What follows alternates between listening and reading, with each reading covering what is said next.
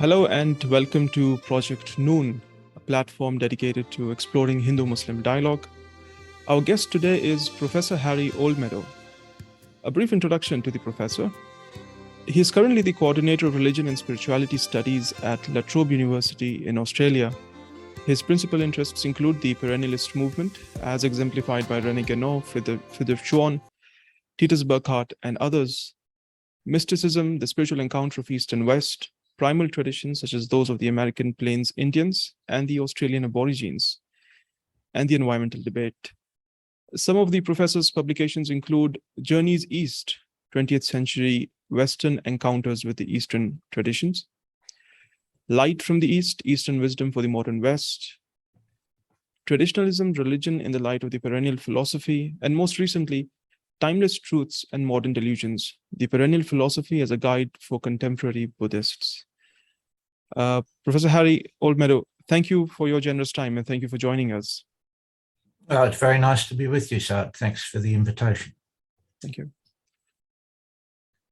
Well, today I'd like to focus on the potential contribution and the enrichment that can be had from the perennialist school of thought towards Hindu-Muslim understanding and Hindu-Muslim dialogue and interfaith dialogue in general.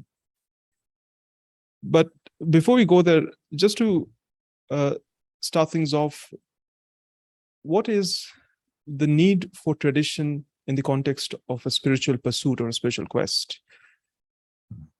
Why is traditional religion necessary for spirituality?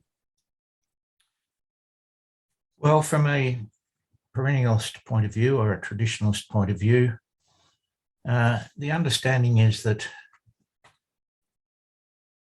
human beings left to their own devices, to their own resources, their own subjective abilities, are going to end up in a state of confusion. They're going to be floundering around here in the world of Maya, as the Hindus call it, and we take the view that God, or the absolute, whatever term you want to use, a transcendent reality, communicates with the terrestrial world and gives us guidelines, so to speak. And these have come through the various great revelations. Each religion in this understanding issues from a divine revelation. Now, there's various ways of understanding revelation, and it's a slippery and difficult term. But the notion is that we've many times in different places, different cultures, different countries, there have been divine messengers, and they have provided us with the wherewithal, with the means, a map, if you like, a kind of map of the spiritual life. Now, these maps aren't all the same because they're addressed to different human collectivities, and the different human groups are not all the same psychologically or in various other ways. So these messages are attuned to the people to whom they're addressed. So the Hindu message is not quite the same as the Muslim message or the Christian message or the Jewish message or the Taoist message. But the perennialist view is that all of these different traditions, all of these different religions, these different patrimonies, if you like, have an essential core, that at their heart, they are saying the same thing, using different symbolism, different language, different psychology, but essentially saying the same thing. Now, this is what we need to tap into. This is where we can find spiritual sustenance, a charge, if you like, to get us going and to keep us pointing in the right direction. So this is one of the, of course, this is one of the great dividing lines between the traditional understanding of things and a more modern materialist, humanist kind of view, which seems to believe that the human being is self-sufficient and can find whatever is necessary within himself, herself. That's not the traditional view. The traditional view is really that we're left on our own. We're kind of stumbling along in the darkness. We need something to light our way, and this is what religion provides. This is what religion is all about. Now, in saying that, what I'm also saying is that, and this is a very important point, which isn't sometimes misunderstood, that religion is a means. It's not an end. It's a way of moving us from one point to the next. And part of the problem in the modern world, and a lot of the strife arises out of this fact, is that for many people, religion has become an end in itself. And instead of worshipping God or some transcendent reality, people invest everything in the religion itself as if this is the final end. It's not. It's like a bridge, if you like. It's something to get us to another place. So religion is a means, not an end. The end, of course, is, depending on which tradition you're in, enlightenment, beatification, whatever word you like to use, but a sort of transformation of our being, so that we are in tune with a greater reality, not just the material reality around us, but a kind of underlying spiritual reality. Sorry, that's a long answer to your question. But, No, I think that perfectly sets the stage. And I think, of course, the idea, the Buddhist idea of upaya and as skillful means. Yes. What Frithjof Schuon calls celestial mirages, which is a nice way of thinking about it. But yes, upaya, absolutely. Right. And of course, perhaps in one sense, what can be said is that instead of the worship of God, some people end up worshipping religion. Because religion again is not essential from the point of view of God, but is something that has to do more with the human, human side of the relationship between God and man. Yes. I think it was Mahatma Gandhi who said, "God has no religion. God has no religion. Only human beings have religion. And we're the ones that need it. God doesn't need it." Yes. Right. God. Of course. Well, there's also another point implicit in my first question, which is that in the modern day, of course, we find a lot of gurus and a lot of emphasis on finding having some of the other spiritual practice and some means of spirituality. But there's, of course, this modern trend of doing it without the confines of religion or outside of religion or without a tradition. Yes. This is a very interesting and important issue. And the question really is, what is the relationship between spirituality and religion? Right. Now, a lot of modern people want to say you can have one without the other. You can have spirituality without religion.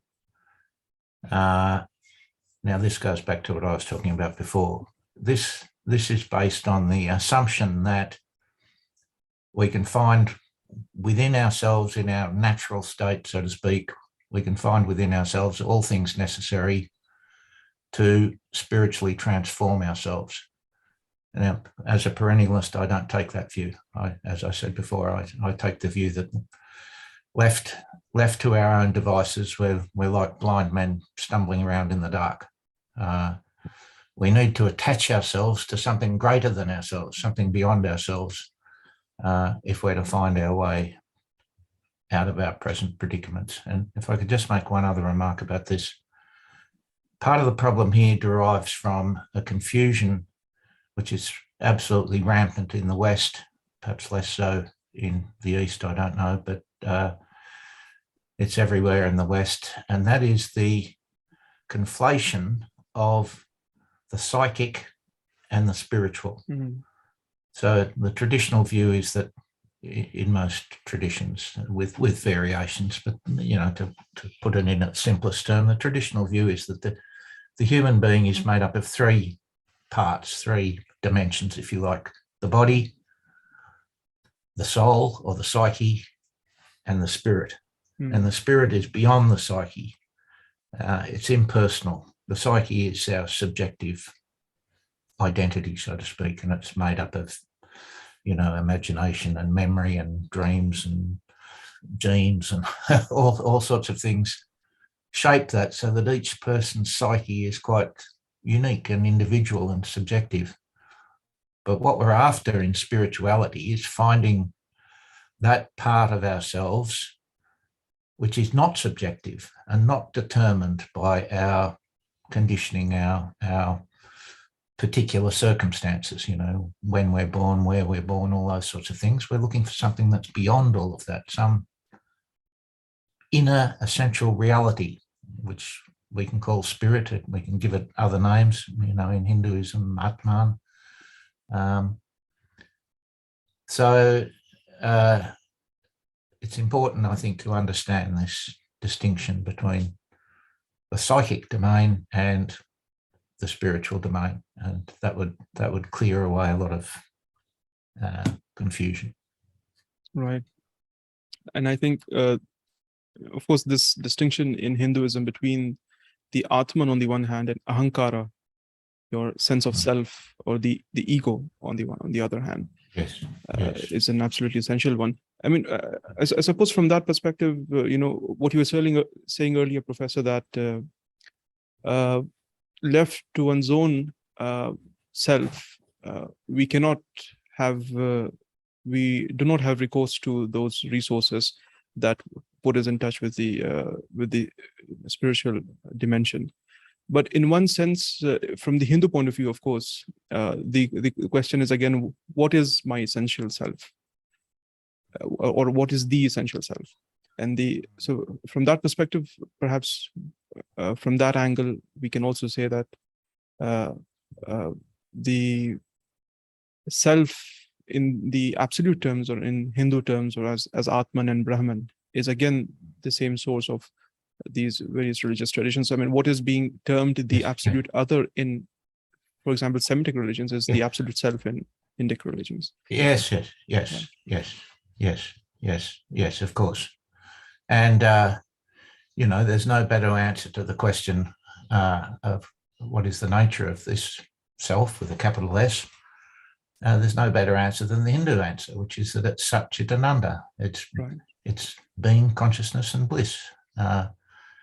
Of course, we can't limit the absolute, whatever term we use to refer to it, whether it's Brahman or God or the Tao or whatever. We can't limit that to concepts and words, but insofar as we can say something which at least points to the reality, Satchitananda seems to me to be a pretty good formula. Right, of course.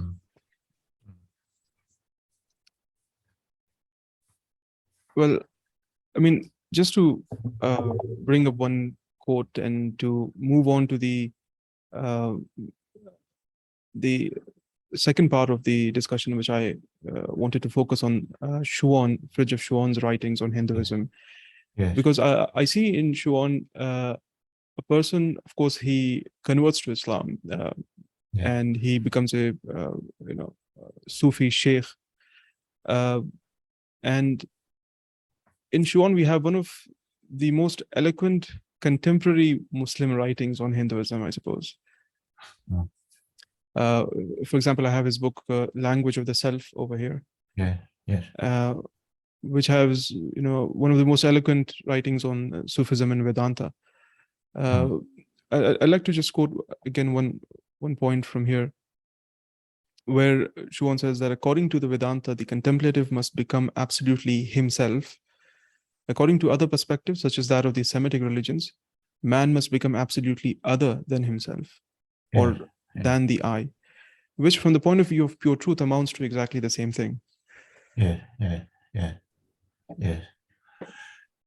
you're saying about Schuon is all, of course, perfectly correct and very important. But I should also like to point out, as I'm sure you know, that Schuon himself believed and said several times in his writings that the Vedanta is the fullest and most adequate metaphysical exposition, and that it had actually guided him from a very early age. And it was only circumstances that propelled him towards Islam. And of course, from his point of view, as you've just been explaining, he saw no essential difference between Vedanta and the innermost Sufi teachings. So it wasn't a difficulty for him. Right. But as I say, he's at pains to constantly bring us back to the Vedanta, because he does think that it's the fullest, not exhaustive. You can't have an exhaustive account of metaphysical realities, but it's the most adequate now. My granddaughter has just wandered in. Right. You can sit down over there if you want to listen to us. Right, of course. Her name is Maya. Hello. Nice Indian name. Maya. Yeah, Maya. Oh, nice. Yeah. We'll come back to Maya in some time. Yeah, very good. Right. And of course, the barrier of caste was one of the main reasons why Schuon could not consider Hinduism as a possibility for conversion. Yeah. Yes. That certainly was a problem. I don't know whether he thought that there might be some way around that problem. And of course, that's a problem for people who imagine they can convert to Hinduism, and that's an obstacle. But it was also the particular historical circumstances. You know, he planned to go to India in the late 1930s, but the outbreak of the war meant that couldn't happen. But yes, caste. He's a wonderful writer on caste because he's able to explain the philosophy behind the caste system without condoning whatever abuses might have arisen over a period of time. But caste, of course, the modern Western mentality is almost completely incapable of understanding caste. It just can't imagine a kind of social order in which caste has got some sort of legitimacy because of the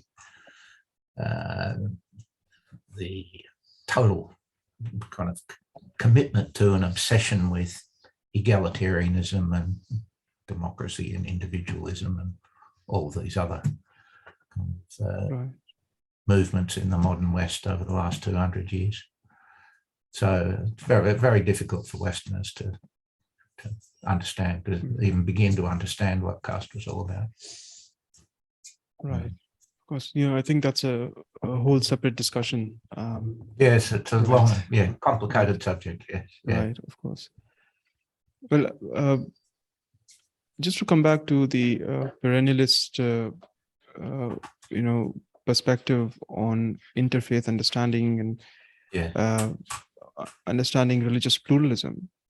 There's, of course, that famous quote from Sayyid Hussain Nasr, who says that the essential problem that the study of religion poses is how to preserve religious truth, traditional orthodoxy, the dogmatic theological structures of one's own tradition, and yet gain knowledge of other traditions and accept them as spiritually valid ways and roads to God. Yes. I think this sums it up. Absolutely crucial. And I've referred to that passage from Professor Nasser many times. Right. As I'm sure you're aware, there are a lot of people that claim to be expounding a perennial philosophy, and they talk a lot about, things that the religions and traditions have in common and so on. But usually what those people are saying. And Aldous Huxley's a good example of this. He wrote a book, famous book called The Perennial Philosophy. He's searching for what's common to the different traditions, and he seems to think that you can throw all the rest away. So what you have to do is find this kind of common essence, and then all of the paraphernalia of religion, as he would think of it, all the dogmas, the rituals, the institutions, all of that you can throw out the window, and you can have this kind of universalist kind of soup, kind of supra religion, which takes the best of each, so to speak. Now, that, of course, is not Schuon's position or the perennialist position proper, as I understand it. And this is why Schuon is so insistent on what he calls the principle of orthodoxy, so that each tradition issuing from a revelation, each tradition has its own spiritual, religious language, its own vocabulary, its own kind of psychological orientation that's reflected, insofar as we're talking about a society that is still traditional, it's reflected in all aspects of life. It saturates the whole kind of culture. And so as Nasser has said in that passage, what we're looking for is a way of understanding and respecting and penetrating other religious forms whilst maintaining our commitment to our own particular tradition and without feeling any need to dispense with traditional forms. So on the world of forms, whether they're beliefs, creeds, rituals, iconographies, whatever it happens to be, sacred architecture, all of these things, we want to maintain these things and respect them, not dispense with them in the name of some, super religious religion, so to speak, in paradox. Because what we end up with there, as Coomaraswamy said, was a kind of religious Esperanto, and Esperanto was a complete failure. It was a nice idea, but it was complete. You know about Esperanto, the sort of idea of a universal language that they tried to develop in the 1920s and 30s. Right. Well, it didn't work, and that kind of religious universalism is likewise doomed. It can't work. So this is one of the points, that is one of the aspects of the perennialist school proper, with people like Schuon and Coomaraswamy and Burckhardt and Professor Nasser and various others. This is one of the crucial characteristics of this particular school, this particular outlook, this defense of orthodoxy in each context. Now, of course, they're saying that ultimately there are truths, there are principles, there are metaphysical axioms that kind of transcend these forms, but it would be very foolish to imagine that we could throw these forms away. It's, before I gave you the image of religion being like a map. It's very foolish to throw your map away before you've arrived at the destination. Now, right. If you're a fully enlightened being, well, you have no need of the map anymore. Fine. But the vast majority of us are not in that position. We need the maps. Right. Of course, speaking of someone who did not need any map, Ramana Maharishi, of course, his initial encounter or experience was one without a map or without a traditional map. Yes. But of course, later on, he goes on to situate himself in the Hindu classical tradition. That's right. Right. But the point to make about Ramana, and that's the point that Schuon makes, is that in a sense, he's the exception that proves the rule. He's not the rule, he's the exception that proves the rule.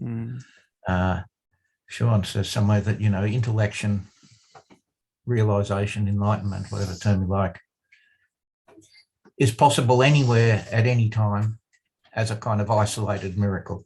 So that, yes, it can happen without the framework of this or that religion. But that's very rare. That doesn't happen very often.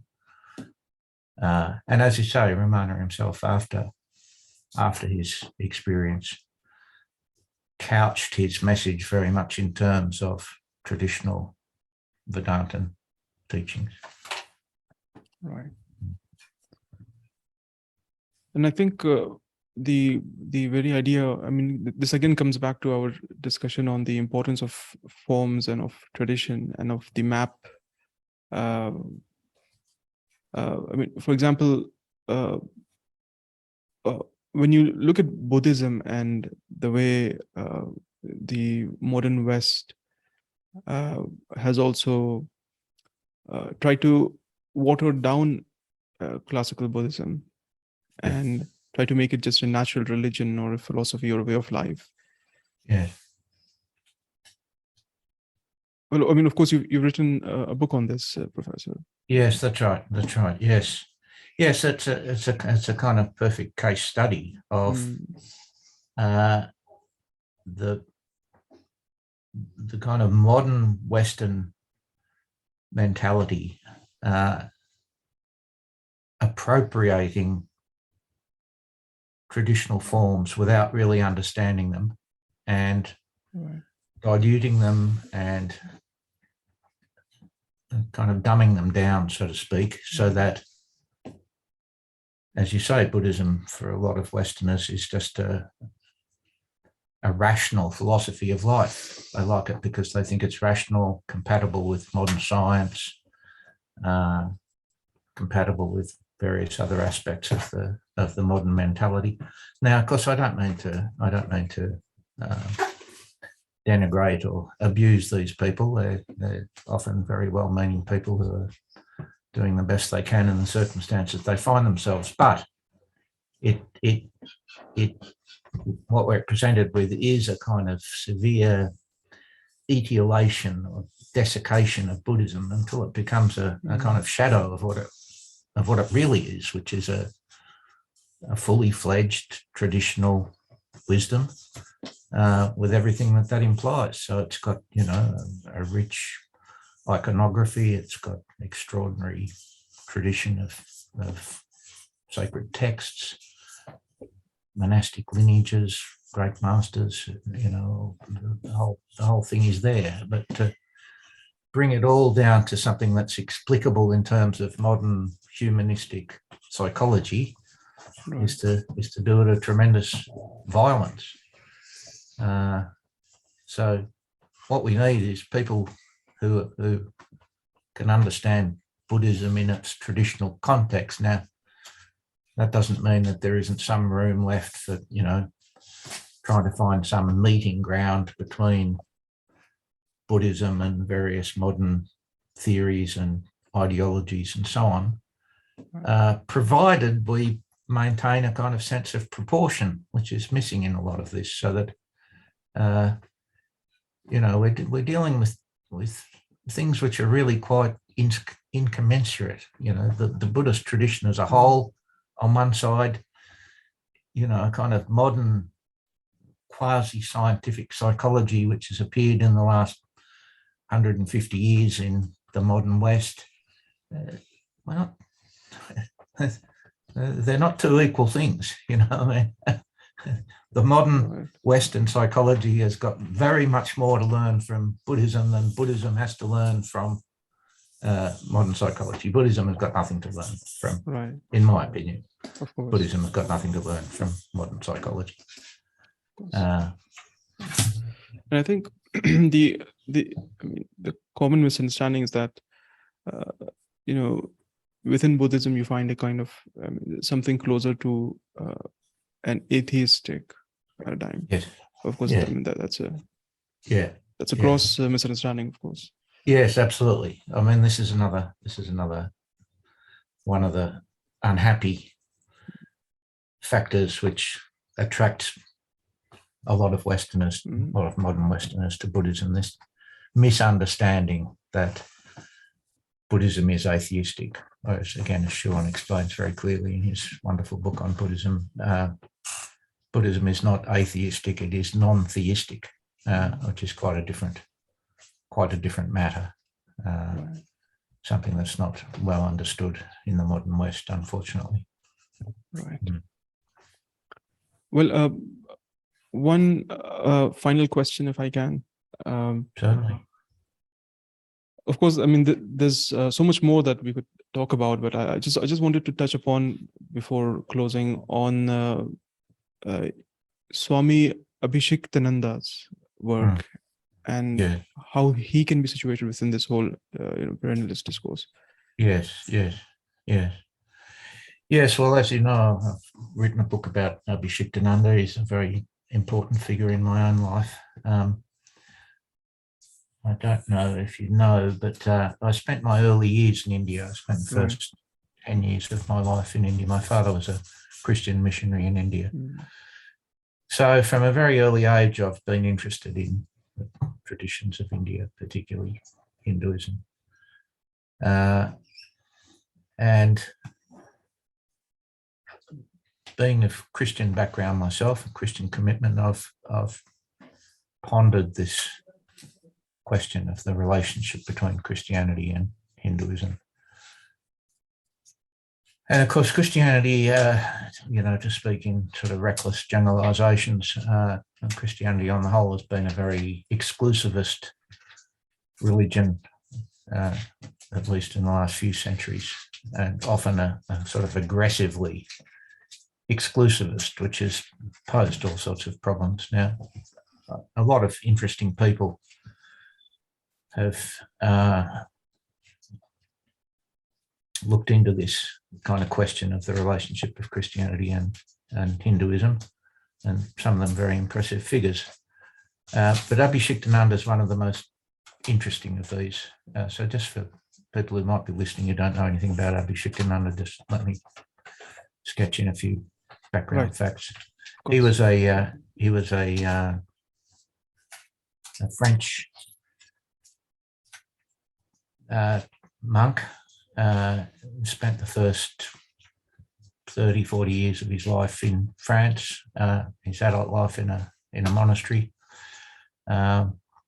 became interested in Indian spirituality and philosophy and so on, and eventually moved to India soon after the Second World War, and with another Benedictine monk set up an ashram in southern India, which is still going, later taken over by Father Bede Griffiths. Anyway, Abhishektananda spent some years in this Christian ashram where the aim was to bring together Christianity and Hinduism in a kind of monastic practice and in a way of life, drawing on the various streams of Indian tradition, not to blend the two, not to come up with some mixture of the two, but to remain Christian, but to absorb as much as possible from the Hindu tradition, insofar as it was compatible with Christianity. Eventually, he left the monastery in southern India and became an itinerant, a sannyasi, a renunciate, had no belongings, no fixed abode. He just wandered around all over India, spending time here and there in ashrams and monasteries and pilgrimage sites and so on. He eventually did establish a little hermitage in Uttarakhand up in the Himalayas and spent the last part of his life up there. Anyway, what Abhishektananda wanted to do was find a kind of meeting ground of Hinduism and Buddhism, and he tried to do this on various levels, including the doctrinal, philosophical, dogmatic plane, but more importantly in the sort of mystical plane of personal experience. Now, his writings on the all sorts of insights and well worth reading, but not entirely satisfactory. But his own experience, especially in his last years, is very striking. because I think he does have a kind of mystical illumination which transcends both Hinduism and Christianity. And I've tried to describe that in my book.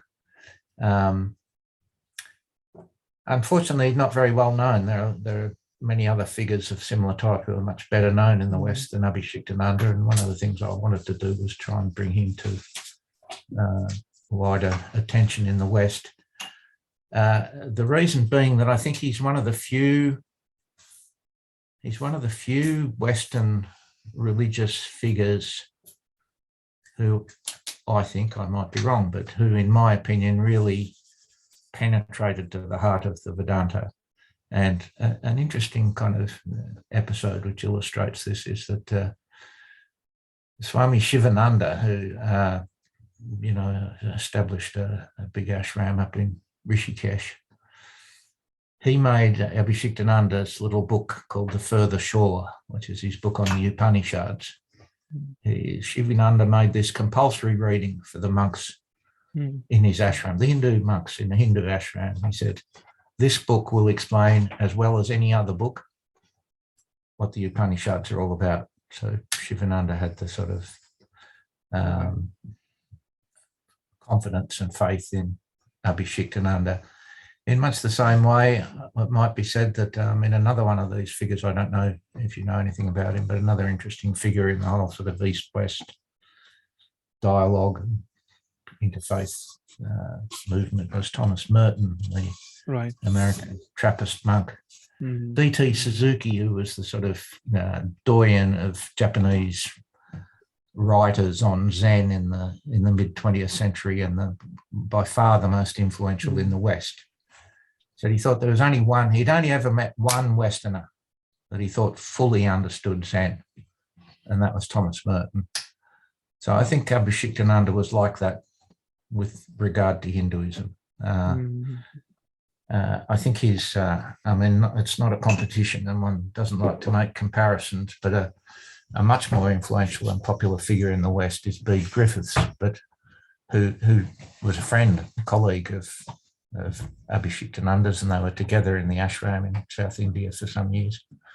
Now, Bede Griffiths has written some wonderful things too.